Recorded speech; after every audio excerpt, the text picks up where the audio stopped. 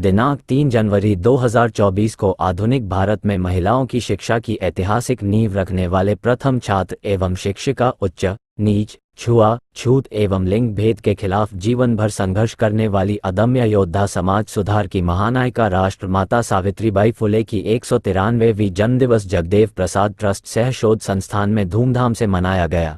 इस शुभ अवसर पर सभी नागरिकों को, बहुजन समाज के सभी छात्र, युवाओं, महिलाओं, सामाजिक, सांस्कृतिक संगठनों के साथियों और प्रगतिशील बुद्धिजीवियों को ढेर सारी हार्दिक शुभकामनाएं। इस शुभ मौके पर जगदेव प्रसाद ट्रस्ट सह शोध संस्थान के अध्यक्ष सह जदयू जिला अध्यक्ष भोजपुर अभिषेक मेहता एवं ट्रस्ट के कोषाध्यक्ष देवेंद्र कुमार सिंह एवं ट्रस्ट के सदस्य मनसा कुमार तथा रमेश यादव, अंकुर कुमार तथा संगठन के अन्य सामाजिक कार्यकर्ता, छात्र छात्राएं उपस्थित रहे। देखिए, आज 3 जनवरी है और इस मौके पर आज हम लोग यहाँ उपस्थित हुए हैं सभी अपने छात्रों के साथ। यहाँ पर जगदेव बाबू ट्रस्ट शोध संस्थान के सभी ट्रस्टी सदस्य और हम लोग भी और पत्रकार मीडिया के साथ ही सब लोग यहाँ पर जुटे हुए हैं।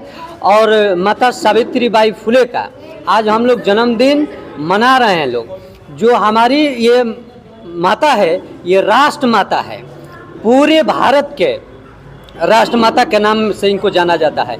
आज ही के दिन 31 जनवरी 1831 ईस्वी को महाराष्ट्र के इनका जन्म हुआ था और ये ज्योतिबा फुले और सावित्रीबाई फुले दोनों मिल करके आज हमारे जो महिलाएं जो देश के अंदर बड़े बड़े पोस्टों पर है, जो आज हमारी बहनें बेटियां आज समाज में अपने सर ऊंचा करके चल रही है, तो ये देन है तो माता सावित्रीबाई फुले की है, जिसके बदौलत आज महिलाएं और बच्चियां स्कूलों तक जा पा रही है।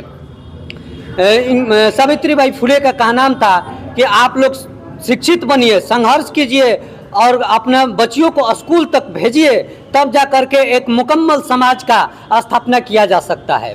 तो सारे बच्चे अब स्कूल जाने लगी है। और एक घटना का मैं जिक्र करना चाहता हूँ कि जब सावित्रीबाई फुले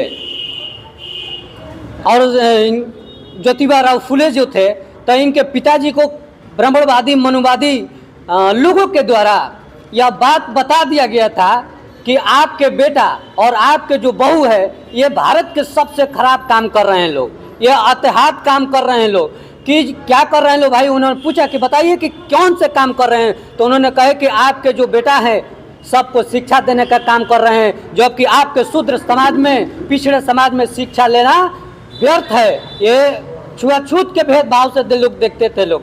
तब जाकर के उस ज्योतिबा राव फुले पूछे कि पिताजी बताइए कि क्या बात है? तो उन्होंने कहे कि तुम लोग आज घर में तुम लोग रहोगे, नहीं तो हम ही रहेंगे।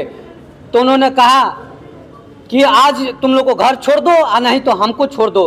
तब उन्होंने कहा कि आज इस शिक्षा के लिए हम आपके घर को त्यागते हैं, और घर कर छोड़ करके सावित्रीबाई फुले और ज्योतिबा राव फुले घर को त्याग दिए, पिता को त्याग दिए और वो चुने तो भारत के सबसे मशहूर हथियार चुने, और वो था शिक्षा का हथियार। जो बाबा साहब अम्बेडकर भी ने कहे हैं कि शिक्षा वो शेरनी का दूध है, जो पिएगा वो दहाड़ेगा।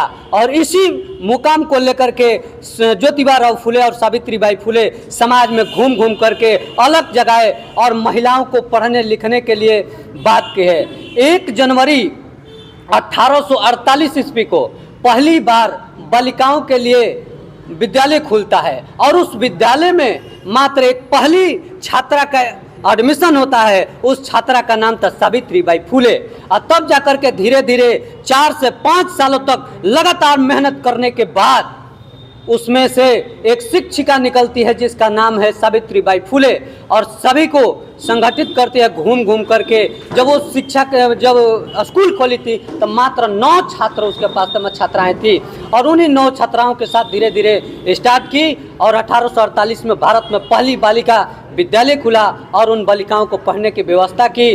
जब उनको घर से निकाला गया था तो उस्मान शेख और ये फातिमा शेख जो थी, जो मुसलमानों में पहली महिला शिक्षिका के रूप में जानी जाती है, मैं आज उनको भी याद करता हूँ इनके साथ में। तो वो दोनों मिल करके और एक साथ काम करने का काम कर रहे थे, उनको समाज से बाहर कर दिया गया था। तब जयंती है, क्या संदेश देना चाहिए? देखिए, इस जयंती के अवसर पर मैं छात्राओं से, छात्रों को, खास करके महिलाओं को हम कहेंगे कि अगर आपको आइकन किसी को मानना है तो अपना आइकन मानिए सावित्रीबाई फुले को। ये आपको जो बोलने का समाज में अधिकार दिलाया है, ऐसा विश्व में कोई नहीं है। ये भारत की पहली माता है सावित्रीबाई फुले। परिचय अपना बता दीजिए। मेरा नाम रमेश यादव हुआ, जगदेव प्रसाद ट्रस्ट अशोक संस्थान के ट्रस्टी। इतिहास में नहीं बल्कि विश्व के इतिहास में एक बहुत ही महत्वपूर्ण दिन है। और आज जिस महिला की जयंती हम लोग मना रहे हैं, उन्होंने हमारे भारत को एक नई दिशा दी है।